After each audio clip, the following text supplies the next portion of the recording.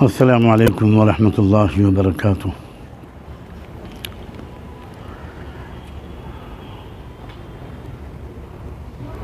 اس وقت میں آپ کی خدمت میں جو حاضر ہوا ہوں وہ خود اپنی ذات کو مخاطب کر کے اور پوری ملت اسلامیہ ہندیہ اور بالخصوص مسلم پرسنل لاء بورڈ کے تمام ارکان، اس کے صدر عالی وقار، امارت شرعیہ بہار، اڑیسہ اور جھارکھنڈ کے تمام ارکان اور کارکنان، ان کی تعزیت کے لیے حاضر ہوا ہوں اس عظیم حادثے پر جس سے ہم سب دوچار ہوئے ہیں۔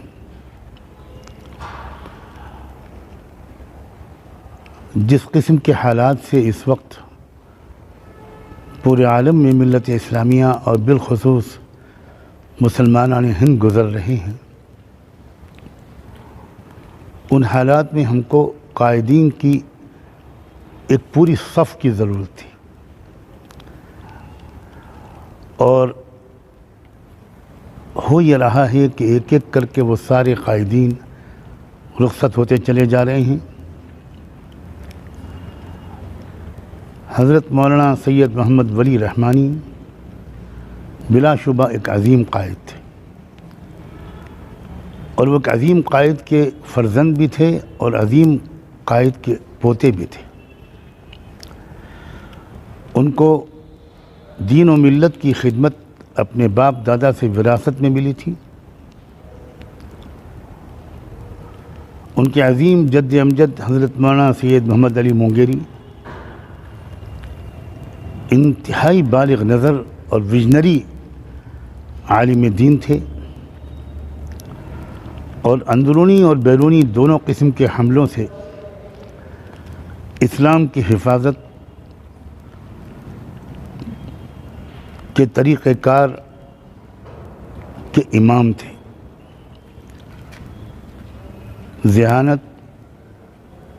روشنی طبع، فراست ایمانی، علمی بصیرت و آگہی، حالات پر نظر، کتاب و سنت سے گہری وابستگی کے ساتھ اپنے زمانے کے تقاضوں کا ادراک اور چیلنجز سے واقفیت اور ان سے مقابلے کے اسالیب پر عبور، اور اس طرح کے نہ جانے کتنے قائدانہ اوصاف کے جامع تھے مولانا سید محمد علی مونگیری۔ آپ اسی سے اندازہ کر سکتے ہیں کہ نہضت العلماء کا تخیل دراصل انہی کے ذہن رسا میں سب سے پہلے وارد ہوا تھا، اور انہوں نے اسی مقصد کے لیے قدیم و جدید کی جامعیت کے لیے بھی اور ملت اسلامیہ کے مختلف حلقوں، مسلکوں، مکاتب فکر کے درمیان متفقہ مسائل پر کلمے کی بنیاد پر اتحاد و تعاون کی آواز اس وقت لگائی تھی جب انگریزوں کی سازش سے ملت اسلامیہ ہندیہ فرقوں میں بڑھتی چلی جا رہی تھی۔ یہی وراثت ملی تھی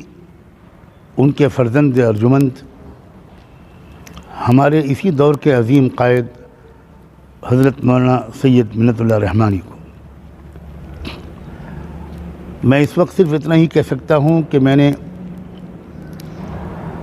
بچپن سے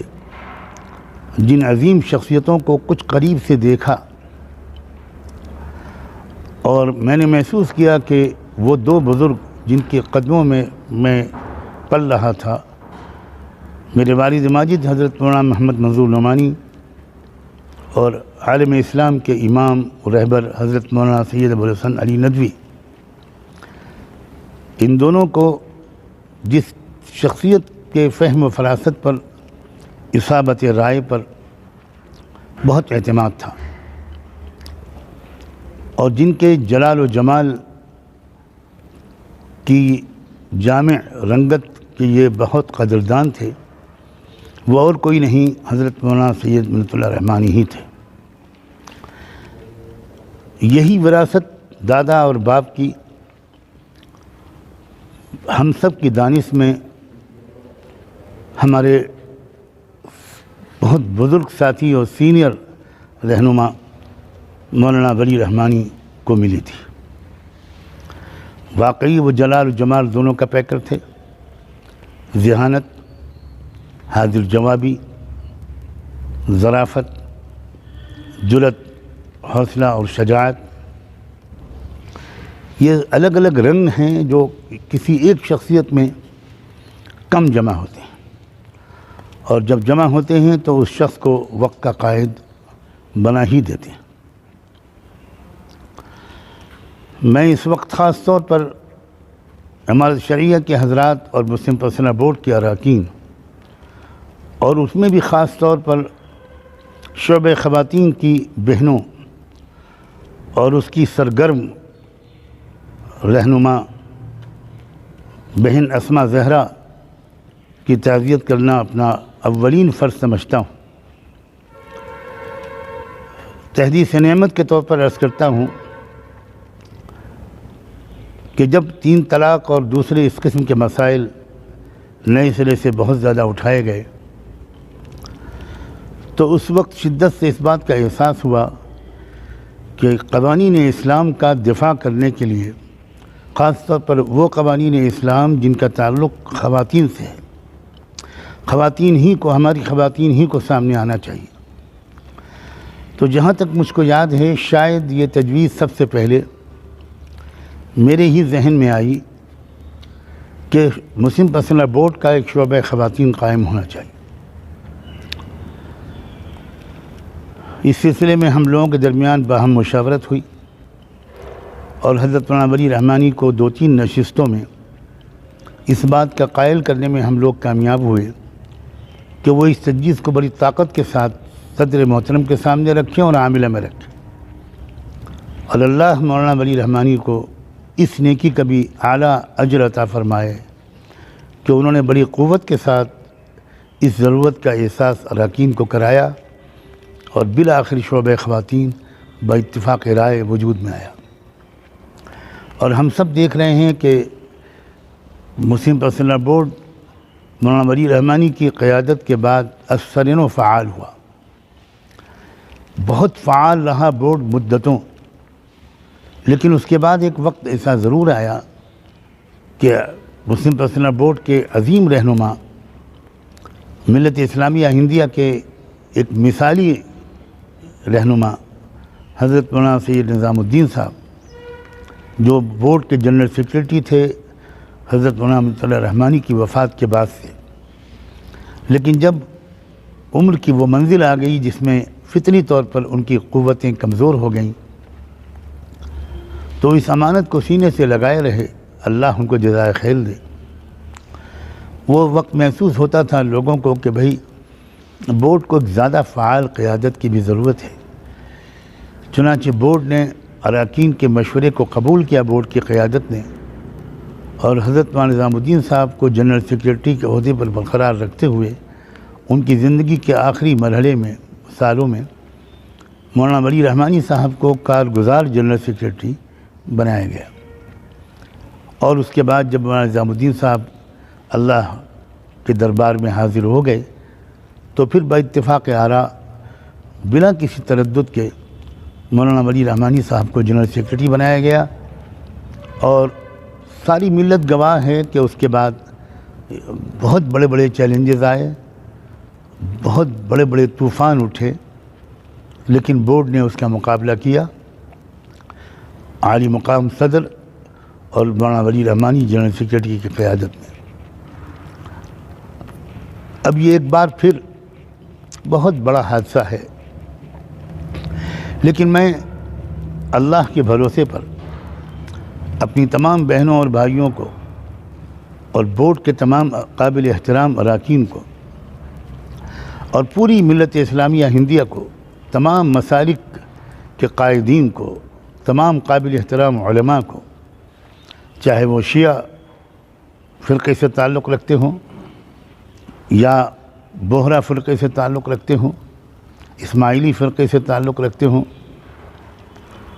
یا کسی بھی فرقے اور مسلک سے اور مکتب فکر سے تعلق رکھتے ہوں،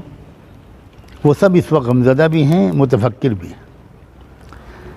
نہ جانے کتنے حضرات کے فون تو خود اس عاجز پر آ چکے، اور صدر محترم اور دیگر سینئر ارکان کے پاس تو بہت زیادہ لوگوں کے نے رابطہ کیا ہوگا۔ میں سب کو یقین دلاتا ہوں انشاءاللہ اللہ تعالیٰ چاہے گا تو انشاءاللہ یہ بورڈ بھی کمزور نہیں ہوگا۔ ملت اسلامیہ ہندیہ بھی نت نئے چیلنجز کا مقابلہ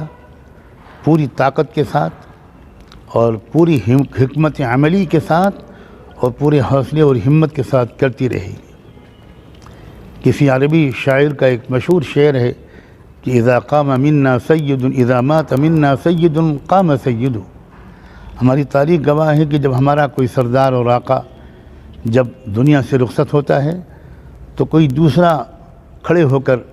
وہ جھنڈا ہاتھ میں لے لیتا ہے۔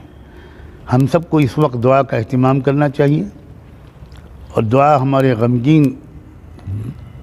دلوں کی تسلی کا سامان بھی ہے، اور انشاءاللہ دعاؤں ہی سے اللہ تعالیٰ کی طرف سے فیصلے ہوں گے۔ ہمیں دعاؤں کا اہتمام کرنا چاہیے۔ اولاً مولانا کے بلندی درجات کے اللہ تعالیٰ ان کو قرب کا اعلیٰ مقام عطا فرمائے، ان کی زندگی بھر کی حسنات و خدمات کو قبول فرمائے، اور اگر ایک بشر کی حیثیت سے کچھ غلطیاں ہوئی ہوں تو اللہ تعالیٰ انہیں معاف فرما دے۔ صالحین کے ساتھ، اولیاء اللہ کے ساتھ، علماء ربانیین کے ساتھ ان کا حشر ہو۔ اور دوسری دعا ہم کو یہ کرنی چاہیے کہ اللہ تعالیٰ ہمیں کسی طرح کی پست ہمتی سے، مایوسی سے محفوظ رکھے، اور ہم کو نعم البدل عطا فرمائے۔ ربنا اغفر لنا ولإخواننا الذين سبقونا بالإيمان ولا تجعل في قلوبنا غلا للذين آمنوا ربنا إنك رؤوف رحيم۔ میں کچھ تاخیر سے یہ ویڈیو بیان جاری کر رہا ہوں۔ میں اس وقت ایک بہت اہم سفر پر ہوں۔ انشاءاللہ خواص کی خدمت میں کبھی اس سفر کی تفصیلات بھی عرض کر دوں گا۔ اس وجہ سے بھی میں نے کوئی بیان جاری نہیں کیا، اور میری ہمت بھی نہیں پڑ رہی تھی۔ میں برابر رابطے میں تو قائم تھا حضرت مولانا ولی رحمانی کے جو عزیز رفیق سفر، معاون اور خادم بھائی احتشام سے پل پل کی خبریں لے رہا تھا، اور حضرت مولانا کے بہت ہی محبوب خلیفہ، معتمد خلیفہ محترم مولانا عمرین محفوظ رحمانی سے بھی، جو پٹنہ پہنچ چکے تھے، اور ان کی موجودگی کے بعد ہی مولانا اللہ کو کے یہاں رخصت ہوئے۔ یہاں تک کہ رات میں بھی جب سفر جاری تھا مونگیر کی طرف، تب بھی میں برابر رابطے میں تھا۔ تو اس لیے بھی مجھے سفر کی وجہ سے بھی کوئی موقع نہیں ملا، اور ضرورت بھی نہیں مجھے محسوس نہیں ہوئی۔ لیکن کچھ حضرات نے، کچھ بہنوں نے مجھ سے یہ فرمائش کی کہ میری طرف سے بھی چند کلمات آ جانے چاہیے، تو میں نے اپنی سعادت سمجھ کر یہ چند کلمات پیش کیے ہیں۔ اللہ کرے ہم سب کی تسلی کا یہ سامان ہو، اور تسلی کے ساتھ ہمارے عزم کمزور نہ ہونے پائیں۔ یہ تو دنیا میں لگا ہی رہتا ہے۔ ہم سب انشاءاللہ نئے سرے سے عہد کرتے ہیں کہ ہم پہلے سے زیادہ قربانیاں دیں گے، محنت کریں گے، کوشش کریں گے، مسلم معاشرے کی اصلاح کے لیے بھی اور دین و شریعت کے تحفظ کے لیے بھی۔ آپ سب کا شکر گزار ہوں کہ آپ نے میری اس گفتگو کو سنا۔ السلام علیکم۔